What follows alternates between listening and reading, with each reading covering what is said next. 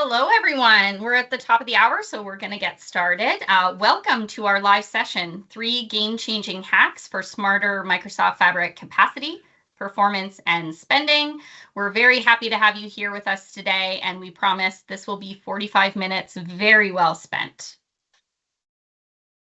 Like some of you on this call, we are fresh from this year's FabCon conference.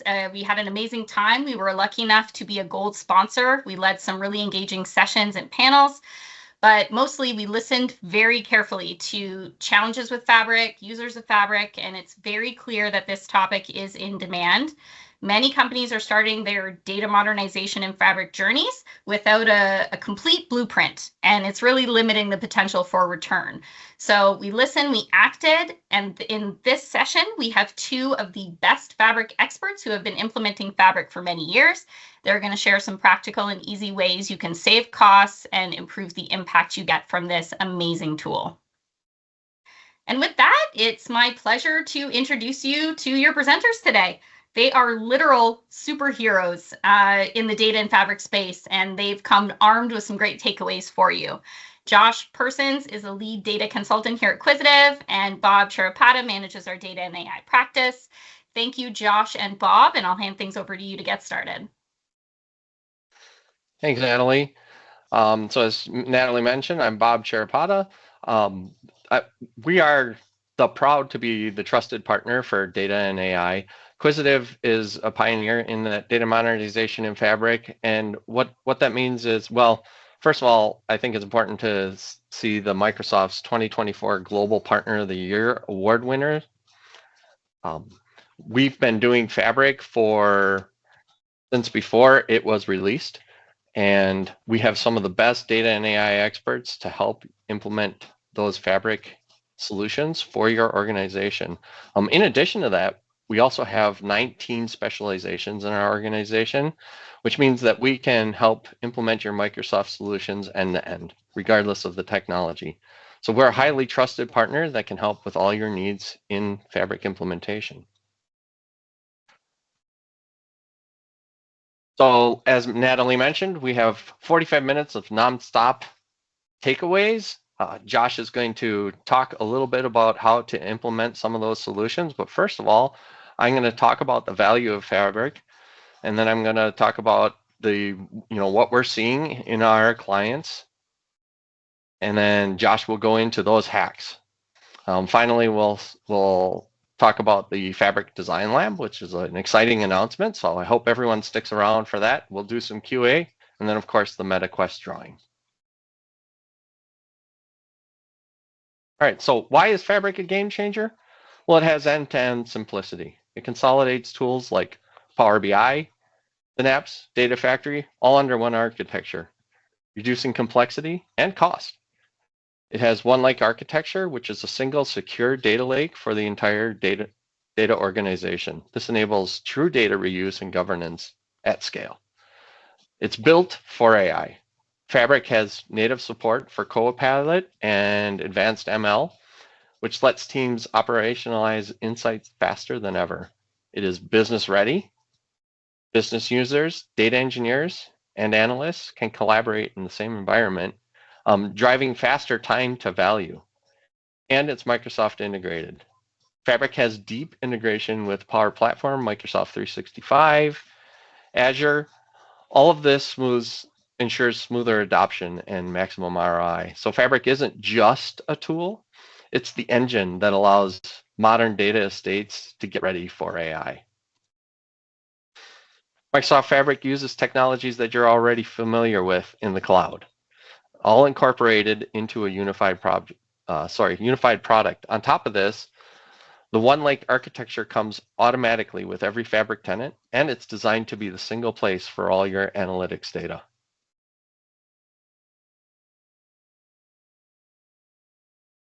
So Fabric delivers. Fabric increases productivity of your development teams.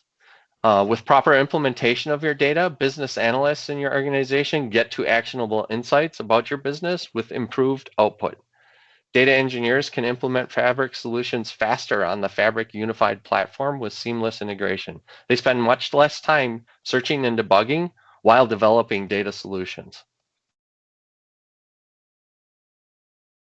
All right, so all that's great, right? We're talking about implementing a fabric solution for your organization, but it's important to have an effective having an effective fabric solution needs to take into consideration how to manage and scale fabric capacity for appropriate workloads. So throttling your fabric capacities can help. Organizations should also consider optimizing resource usage, which can be addressed with capacity management and understanding bursting and smoothing. So all of this helps control your Azure spend. We are seeing clients who don't pay attention to managing their capacity and optimizing their usage. Spending is double than what is necessary for their fabric instance.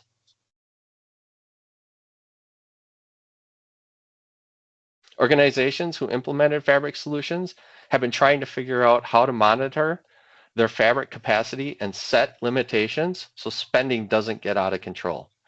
A feature to set limits has not been implemented in Fabric. It's also important to understand scaling for your fabric capacity. Knowing when to scale up for heavy usage and scale down for low usage will help maximize performance while managing your costs. Automatically scaling is useful to help keep operations performing smoothly. Data volumes ingested in your Fabric instance is a factor in managing capacity. Knowing your data before and during implementation is important, as well as understanding how your data volumes grow over time. So as I mentioned previously, you could spend double what's necessary or more if you don't take time to account for monitoring, scaling, and data volumes. And so that's what we're here to try and help address today. And Josh will talk about how to help with that. Morning, everybody.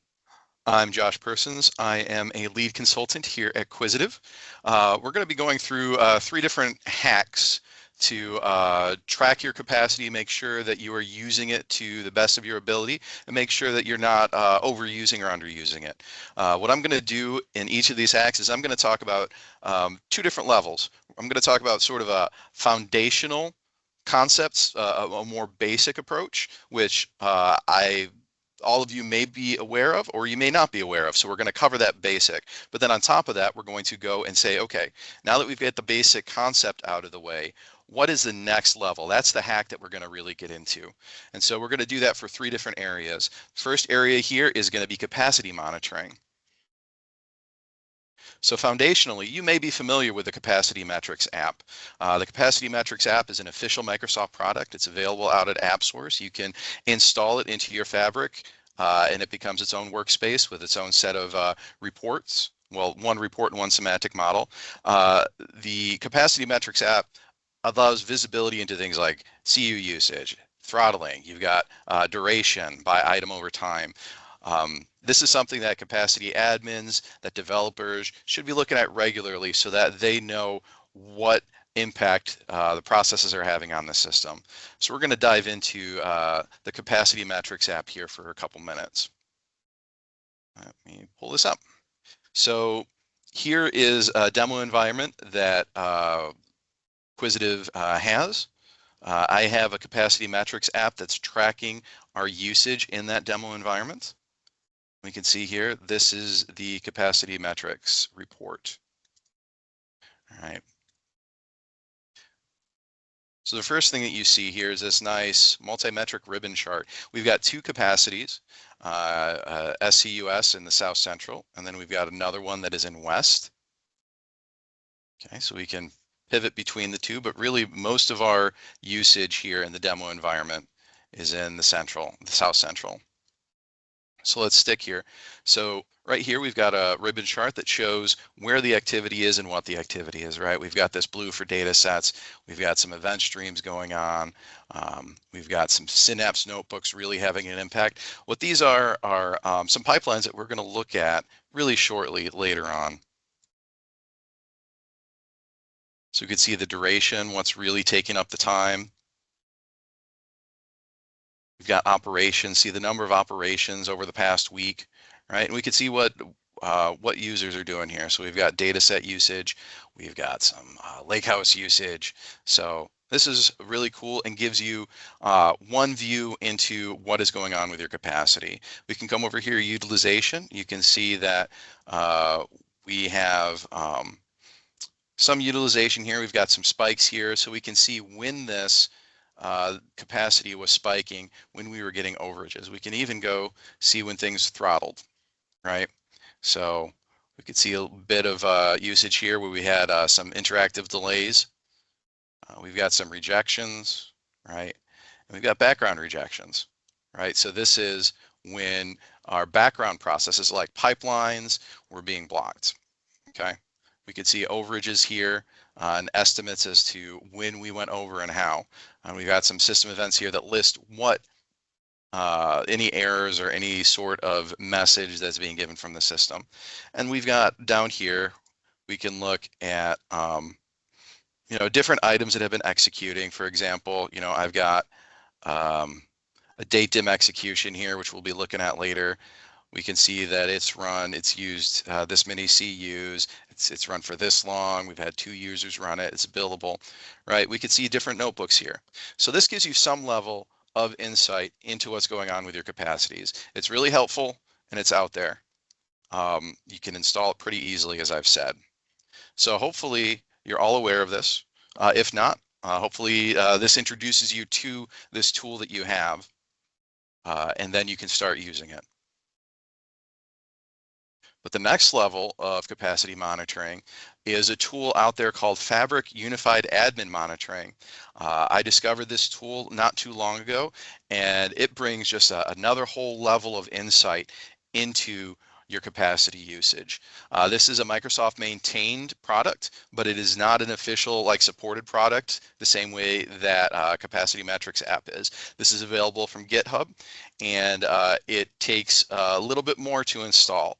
One of the senior architects here worked with me. We took a little bit of time to get this done. It's more than just click and play with the Capacity Metrics app. But it allows for much deeper dives into what's going on with your usage and your access, and it provides more detailed visualizations. And as I've sort of been saying, it's not mature yet, but it still gives a lot of insight as to what's going on. So let's take a look at the Fabric Unified Admin Monitoring. So we've got, let me navigate to the workspace. I don't know if you noticed, but in the Capacity Metrics app, there were 2 items in that workspace. We had a semantic model and we had a report. There's a lot more here in the Fabric Unified Admin Monitoring. Now, the Capacity Admin might work with a Fabric developer in order to get this set up initially, get it scheduled. But really, once it's running, all you need to be able to do is pop open this core report and look at the numbers to see what's going on. Now, as I've said, it's not quite mature. There's a few numbers that are off here, but you can see in general the numbers that you're going to be expected to see. We have the number of users, we have the number of workspace accesses, we've got some data over time, like viewed reports over the past 30 days, over the last 14 days. You see the number of refreshes, some data here, the number of workspaces and active items you've got, number of Git connections. So this is just much more detail than you can get from the Capacity Metrics app. And there's all sorts of tabs here. This is just the overview. Right, we can look at the overview by tenant. We can see where the tenants are physically, right? We've got South Central representation, we've got East, and over here we've got West US2 representation. We can look at the capacities. We've got a list of the different capacities we have here. We've got some trials going on, a premium per user, and then we've got our 2 Fabric capacities here with the South Central and the West. You can see what's active by region, by SKU, by storage format, all sorts of stuff. And then we've got some metrics down here, right? Number of workspaces that are attached to each capacity, number of artifacts that are active, number of workspace accesses. We could just continue to drill deeper and deeper into this. So we can see your usage percentage, some really cool stuff here. So this allows you to, let's take a look at this. Let's go to the South Central one, see what is using your capacity. So here we can see Event Stream is using the most CUs.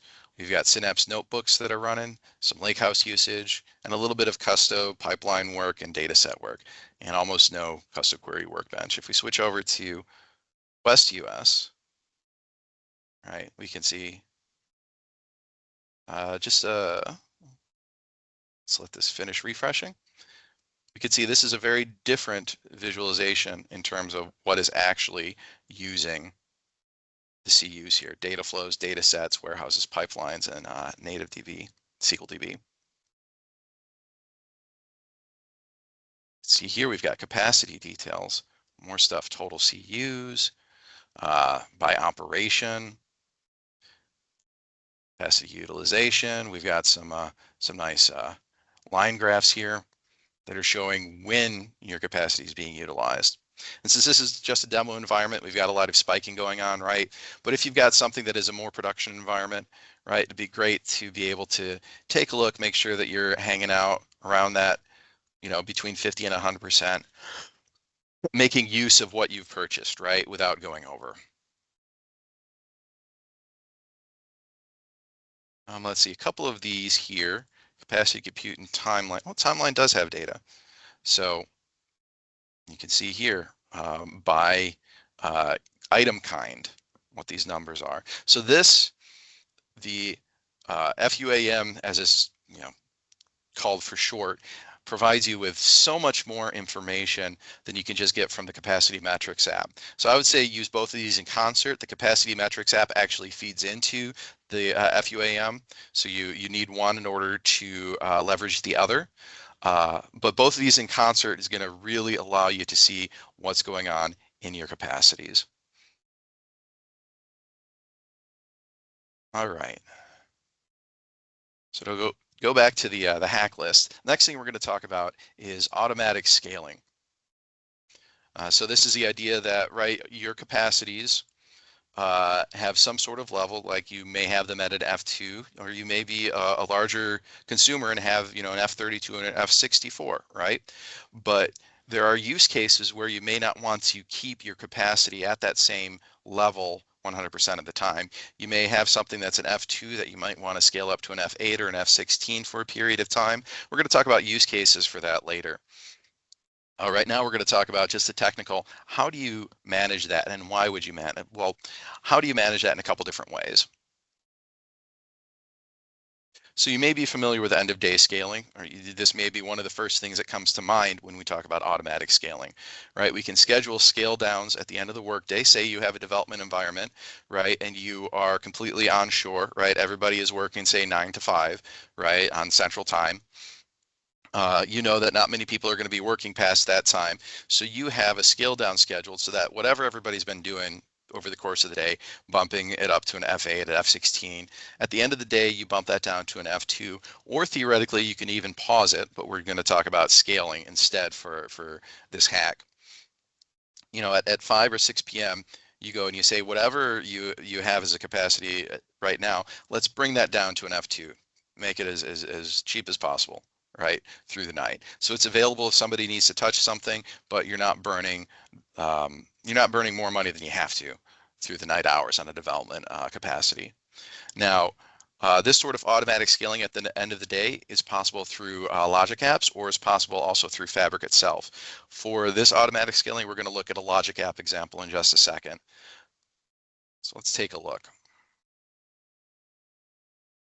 So this is Microsoft Azure's portal. Hopefully you're all familiar with that. And we have a Logic app here called the Fabric Scale QSBX Shared SCU-S01. This is in active use for our demo environment. This is not something that I created for this webinar. We've got this out there to perform exactly as I've described. At the end of day here, we've got this recurrence where we are running this at 5 p.m. and at 10 p.m. In case somebody's doing some late stuff, we check again at 10 p.m. And what we do at these hours, at 5 p.m. and 10 p.m., is we pass in via a REST API a request to bump this down to an F2. Okay, so at the end of day, every day our demo environments get bumped down to an F2. And this works great. We don't burn more stuff than we have to. I have our our capacity right now, the South Central one, bumped up to an F8, but I know that if I forget to do anything with that, by 5 o'clock tonight, it's going to be bumped down to an F2, right? So this is great. Like I said, you could do it here or you can do it in Fabric. Works the same. But to take this to the next level, let's talk about what we can do beyond just normal scale down at the end of the workday, right? We could do job-based automatic scaling. So what we could do is if we have a pipeline or we have other work that's going to leverage a capacity pretty extensively, what we can do is at the beginning of that pipeline, we can scale our capacity up. And then at the end of the pipeline, we can scale it back down. We can do this all in an automated fashion. So this is manageable, as I said, from within Fabric pipelines. This reduces the cost of periodic processes. We're going to talk a little bit about the why here. It's not best practice for daily or more frequent processes. Really, if you're doing something once a day or multiple times a day, what you want to do is you want to get your capacity right size. And we're going to talk about that right sizing a little bit later. Right, so if you know that over the course of a day, you've got these things that are going to push you up to like an F4, an F8, or an F16 or whatever, really what we want to do is scale that capacity to what is needed, on a daily basis. Make sure that we always have it as an F8 or an F16 so that we're burning properly. What we're talking about here for automatic scaling is things that are less than a day, right? Let's say you've got something that runs once a week, or you've got a development situation where somebody's hitting it really heavy for a day, right? Or, monthly reporting where you're pulling a bunch of data in once a month, or processing some really gnarly analytics, right, on a periodic basis. That's when we want to get into this automatic scaling. So let's take a look and see how that's set up. So this is within Fabric. So let me navigate to, let's see. I've got a Josh demo environment. Let me talk about the base pipeline that we're going to be running. So I've got a demo pipeline right here. Now what we do is we're just loading a date dimension. Okay, this is calling a notebook, loading a date dimension. And what we want to do is we want to make sure that we have an F8 capacity when we're doing this, but that we scale back down to an F2 at the end, right? Coming over to this demo admin workspace, which is in a different capacity. I don't want to try to be, scaling the capacity that I'm directly working in. So I've got a capacity scale pipeline here that uses a REST API. Oh, it's using the wrong. Oh, I'm not sure what's going on with that connection. Maybe I lost access to it. But what we're doing here, we won't actually execute if we've got an issue, but I can talk through what we're doing. So we're making this request. We've got a Fabric capacity REST API endpoint where we pass in what SKU we want right here. So we've got 4 parameters that come in here. We've got a subscription ID, a resource group, a capacity, and a SKU. So this takes in, you can tell it, I want an F8, I want an F16, I want an F64, I want an F2, right? So we come back, I've got the demo here, where what we do is we scale up, we pass in the F8, which is our basic default value, and we run the demo pipeline, right? And then we scale down at the end. So we pass that, switch it from an F8 back to an F2. And this works beautifully. We can bump it up, immediately run that pipeline, and scale down. All right. So now to get back to the hack list. Hack 3, let's talk about throttle management for a little bit here, right? We know as capacity admins, or if you're a capacity admin, you will know that at times what's going to happen, you're going to overuse CUs, you're going to have to pay that off. We've got the concepts of bursting and smoothing within Fabric, right? Where we can use more capacity than we have assigned, but then we smooth that out over time, right? By using less capacity than we have assigned. But if we burst too much, at some point, Fabric is going to throttle your use, first your background use, then your interactive use. There's built-in calculations to figure out when that throttling happens. And so we're going to talk about a little of those opportunities to actually tweak that and use that throttling a little bit better. So surge protection is the tool that Microsoft has come out with in order to give capacity admins a little bit more control over this rather than just using the default throttle management. This is configured at the capacity level. It defines a threshold at which new background operations are rejected, and then defines a second threshold at which new background operations are once again accepted. Surge protection is not GA yet, it's still in preview, but it is really simple to manage, to test. We're going to walk through what that looks like. I don't have an actual use case because it takes a lot to really kind of trigger surge protection. I don't have a production ready capacity. It's all demo stuff, but we're going to look at the settings, and we're also going to take a look at what it looks like theoretically in Capacity Metrics app if you actually implement it. So if we come here, go to the admin portal, go to capacity settings, right? We've got two capacities set up here, as I've mentioned. That should be loading shortly. All right, so if we go to South Central US, there's this option right here, surge protection. All right, you can enable it by checking the box right here, and then you set a background rejection threshold and a background recovery threshold. So what happens is everything's moving smoothly, everything's going fine. If you start hitting up against this background rejection threshold, if you're using over 75% of your capacity, right, we can say, you know what, we're going to halt on doing background stuff at the moment, and we're going to let the interactive stuff work. So let's say that you've got a capacity where you've got some pipelines going on, but you also have some reports that your business users want to access, right? You don't want those reports to be blocked from being used. You want the background stuff to stop first before it impacts business usage of your Fabric reports. So you can set this to say 75%. And if you hit that 75% of capacity, 75% of CUs being used, right? You can start rejecting background jobs. Then what this 25% is, this is a background recovery. So you can just let it kind of let the smoothing happen, right? Slow things down until you're using about 25% of your CUs. And then this allows your background jobs to start working at that point. So surge protection, as I said, it's still in preview, but it's really simple configuration. This isn't hard to understand. It's not hard to implement.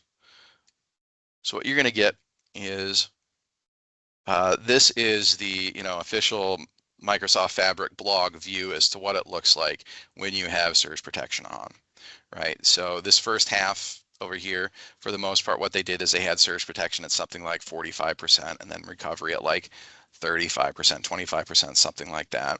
They turned it off for a second to show what would happen if you turned off surge protection, and it zoomed up. Then they switched it here to like a 75%, 40% or something like that. So this is what you see. You see the usage going up, and then that threshold is triggered, and then usage goes down until the recovery is hit. So this gives you a nice, more narrow band of usage rather than all over the place. All right, but the next kind of level of this, beyond just trying to manage what happens when you surge to avoid throttling, it's capacity isolation.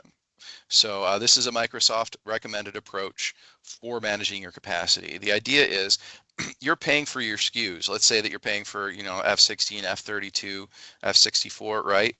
But Microsoft allows you to whatever your paid SKU level is, you can have multiple capacities that aggregate together in order to reach that SKU level. So if you're at an F32, you can do two F16s.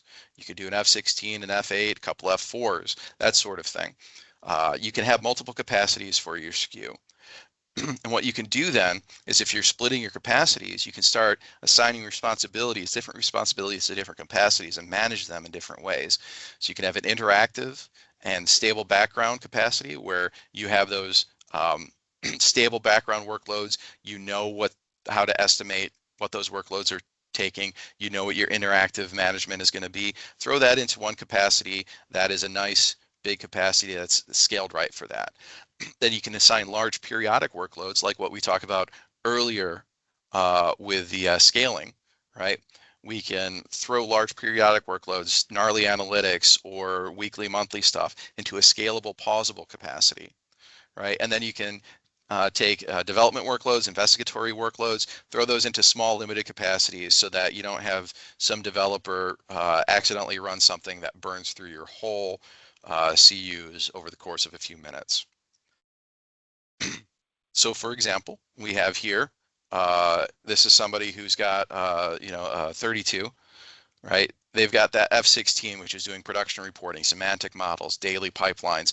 You've used the SKU estimator, or you've looked at your history, and you know how much all of that stuff is going to use. Throw that into a capacity that is scaled correctly for that and let it go. Nothing's going to break there. Then you've got, say, an F8, right, that you scale up or down, or you turn on and off. Those are historic backfills. You've got monthly processing stuff going on. You've got large vetted analytics loads where you know, once a week you need to do this analytics. It's going to use this much capacity. Throw it into there.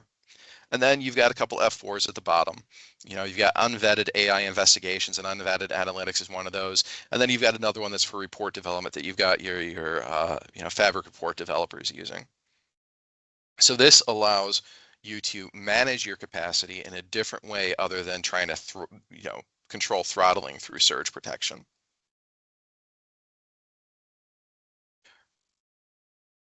So those were the 3 hacks. We actually covered 6 different principles, sort of a basic and then a more advanced in each of those. Hopefully that allows you to really take your capacity management to the next level.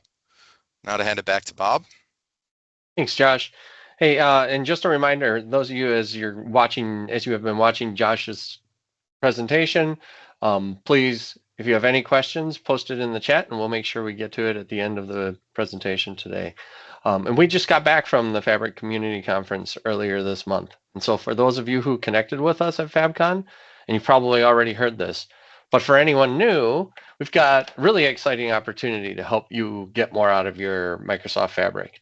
It's called the Fabric Design Lab, and we built it in collaboration with Microsoft. It's a focused 3-week engagement designed to help your IT and data teams build a strong business case for data transformation and accelerate your adoption of Fabric. We guide you through a deep dive of Fabric's capabilities, help map out fast track roadmap to ROI, give you a clear path for technical implementation. We also dig into important areas like citizenship development, governance best practices. So you're set up not just for deployment, but for long-term success and secure, scalable adoption. So here's the best part. You may qualify for funding to help cover some of the costs. So it's really important to measure twice, cut once, getting your Fabric set up right from the start so we can truly maximize your investment. If you want to learn more, just visit our website or reach out to us directly. We'd love to walk you through it.